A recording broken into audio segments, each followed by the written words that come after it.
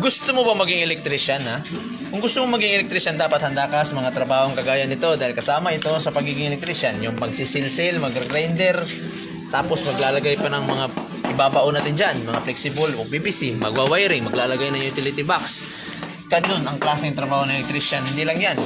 Lahat, meron pa, marami ka pang gagawin sa isang electrical, mag-welding ka pa. At kapag electrician ka, hindi mo maiiwasan na mamamakyaw ka. Kapag mamamakyaw ka na, magkakaroon ka ng mga client. At di mo rin maiiwasan magkaroon ka ng client na tatawad sa'yo. Tapos sasabihin sa'yo na madali lang naman yung trabaho mo. Hindi nila alam. Kaya madali yung trabaho mo dahil mataas na panahon na yung nagugugol mo sa trabaho na yan. Kaya naasa na. Hindi nila alam na ilang beses ka napagod, nahirapan, sumuong sa pinakamalupit na mga galawan, tapos muntikan pang mabuwis yung buhay. Kaya nakuha mo na yung mga skill na dapat talagang makamtan.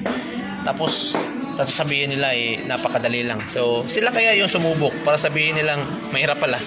Hindi madali yung isang electrician na trabaho. Kaya kung kayo tatawad kayo ng tatawad, tapos hinihingian na nga kayo na maliit lamang yung quotation o presyo na binigay, tapos tatawarin nyo pa, huwag na lang kayo magpatrabaho.